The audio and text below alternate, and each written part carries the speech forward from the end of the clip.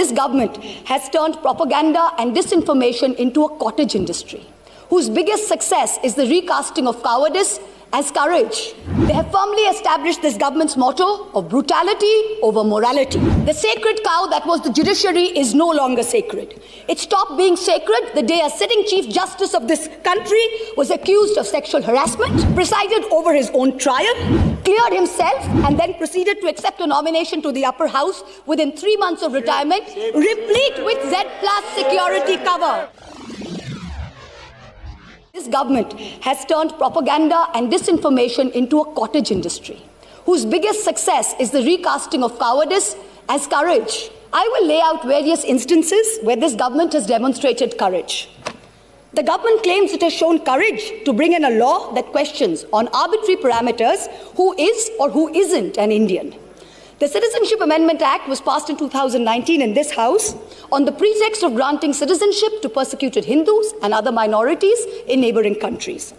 At the same time, it threw into an abyss of insecurity millions of Indians who had been living in this land for generations. But the rules by which this act will be implemented were not yet prepared by December 2020, according to the Ministry of Home Affairs. The courage to make India, the world's greatest democracy, into a virtual police state, whereby a single dubious complaint, both an eminent member of this House as well as one of India's most veteran journalists, is charged with sedition. The courage to try and take over every state government by hook or by crook, whether you have won the popular mandate or not. Does the ruling party wish that its legacy be that it governed the largest democracy in the world, or that it imposed a one-party rule in India? Ask yourselves. The courage to announce a national lockdown at only 4 hours' notice, causing untold misery, countless deaths, the sight of thousands walking for hundreds of miles with no food or money.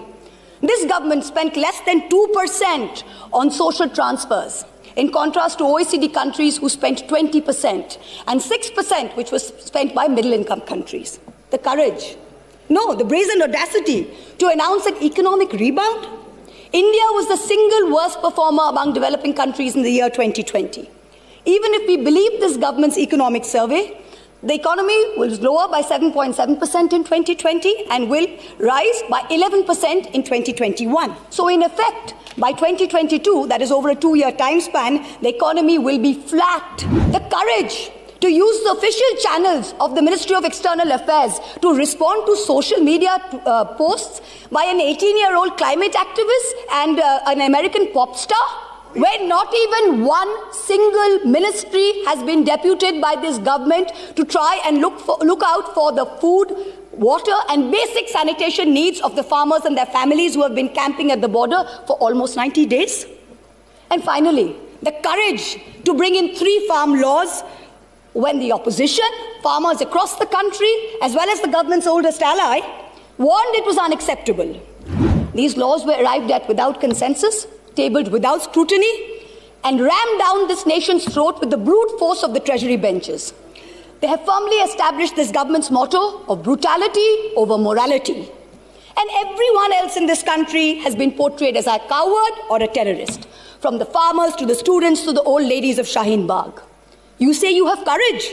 You claim you have done so many things that no other government before you has done. Yes, that is true. In true fascist fashion, you have made every act of pettiness, of vengeance, of hate, of bigotry a part of your narrative of courage.